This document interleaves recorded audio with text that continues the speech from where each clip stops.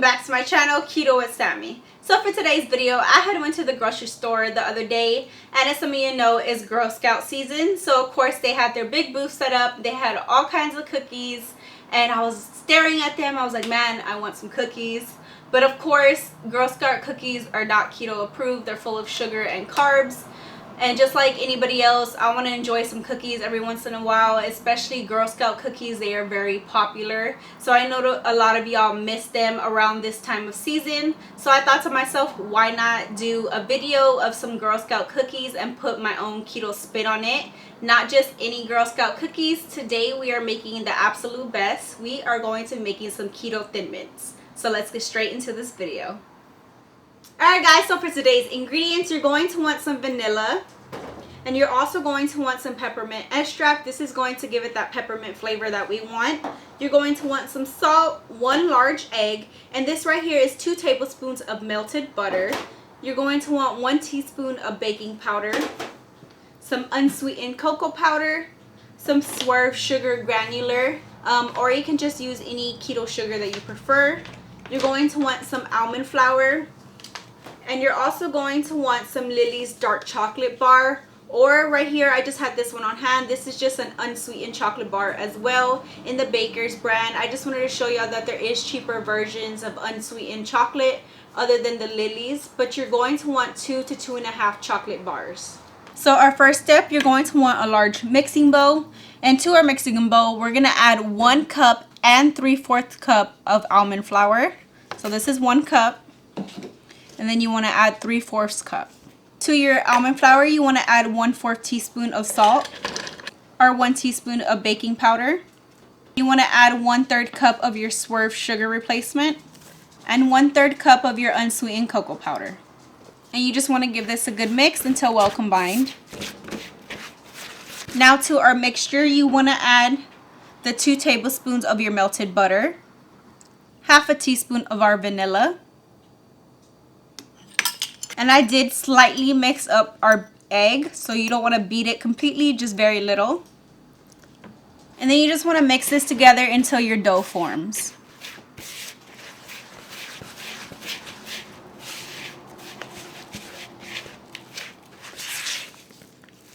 Alright, so your dough should be nice and stuck together.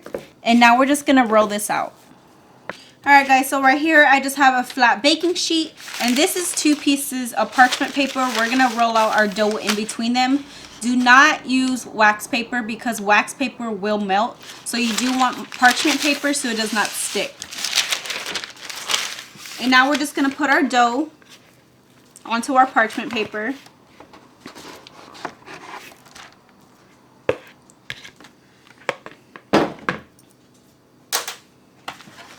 Make sure it's all nice and stuck together. You do just want to form like a circle because we're going to roll this out.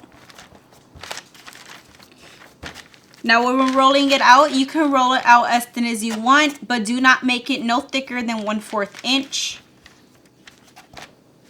So you just want it on the piece of parchment paper, and then we're going to lay the other one on top. And now you just want something to roll with. This is what I have.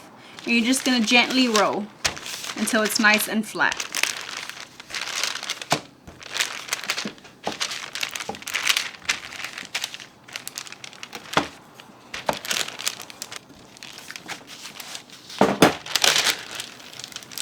So once you have it to your desired thickness, don't worry about how perfect it needs to be because you can always re-roll this after we're done cutting. So now we're going to move on to this next step in shaping our cookies. Alright guys, so now you're going to want a 2-inch round cookie cutter. I didn't get one, but if you don't have one, just use what you have on hand. So I have this little 2-inch top that I'm going to be using. So you're just going to take your cookie cutter or whatever you have on hand and gently push down. The excess, you just want to scrape it off and put it to the side because this is where we're going to re-roll. So just take your 2-inch piece out like this and then just put it on your cookie sheet to the side and just repeat until you're done.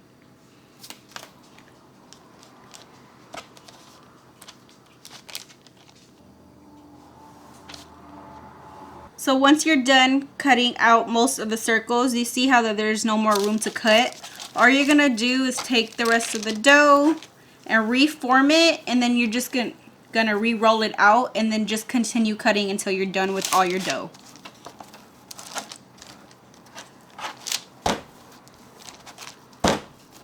Alright guys, so I finished rolling out my dough and cutting my cookies. This is approximately how thick my cookies are going to be. Not too thick, not too thin.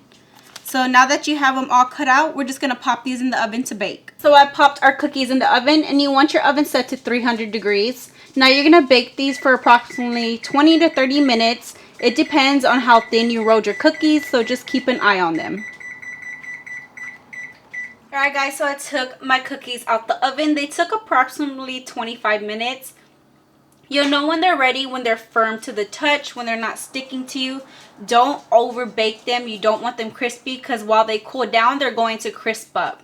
So while these are completely cooling, we're going to make our chocolate coating. Alright guys, so now for our chocolate, you're going to want a microwave safe bowl. You could do this over the stove with some boiling water in a metal bowl, but I prefer this way. It's just easier and faster. So just a microwave safe bowl. And I broke up our chocolate. You're just going to add it to this. And now you're going to want some kind of oil base. You can just use butter like I mentioned in the ingredients.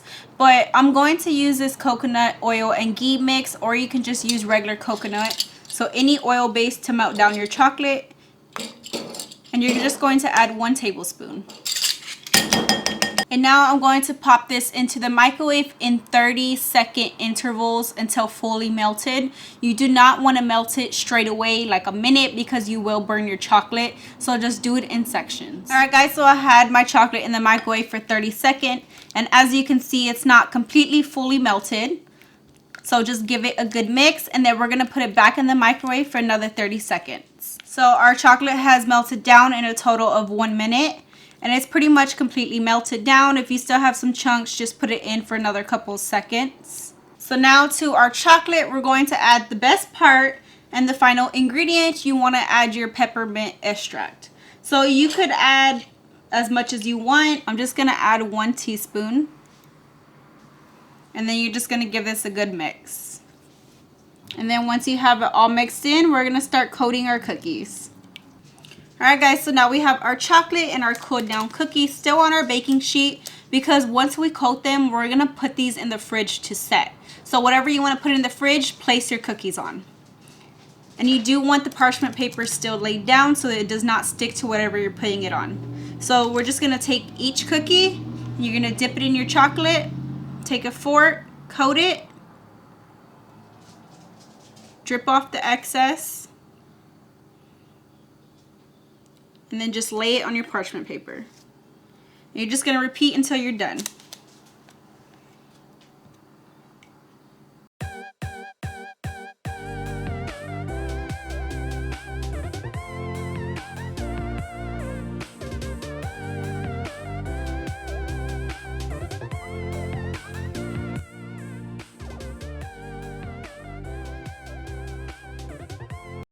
Alright guys, so I finished coating all my cookies with our chocolate, and now all there's left to do is set these in the fridge so the chocolate can firm up and harden, and I will let y'all know approximately how long that takes.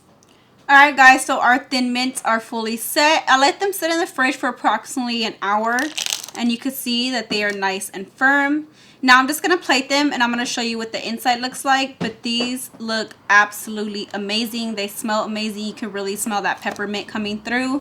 So this is what the inside of the cookie looks like. They taste and smell absolutely amazing. So I hope y'all enjoy this recipe. Alright guys, so that concludes today's video of our keto thin mints. I hope y'all give this recipe a try. And if you do, please comment down below how y'all enjoyed it. And if you don't already, I link my Facebook in the description below. Go ahead and follow me on my Facebook. I post a lot of updates, and I just like to conversate with y'all, and y'all can message me with any questions that y'all may have on y'all's keto journey. Please like, share, and don't forget to hit that subscribe button. I'll see y'all in my next video.